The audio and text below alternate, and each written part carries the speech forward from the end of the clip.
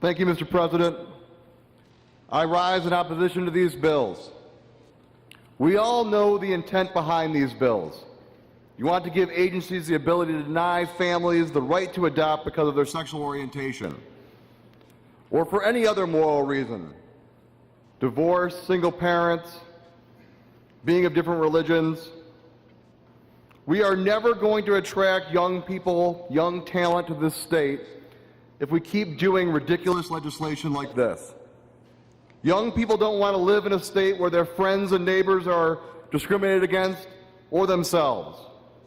While you work today to ensure there'll be less loving parents in Michigan who are allowed to provide a future for the thousands of foster children, you also knowingly open the door to legally provide for discrimination and the erosion of civil rights of the many of our citizens.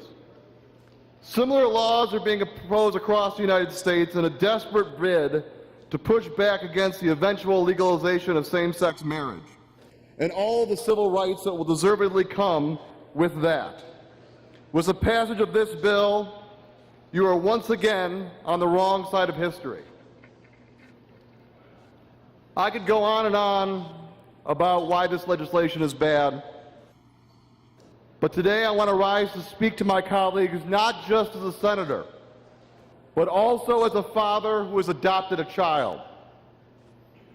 I am Catholic, I am divorced, and I am the proud father of my adopted son, Nathan. Imagine if the church got to decide whether I was suitable enough to adopt my son. I can't imagine a life without Nathan as my son.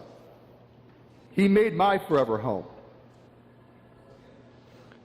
We are all sinners, every one of us. For some reason, the church wants to pick and choose which sins are worthy and unworthy to raise a child.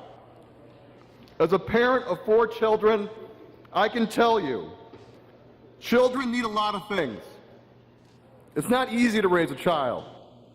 But what a child needs most is love. They need a family.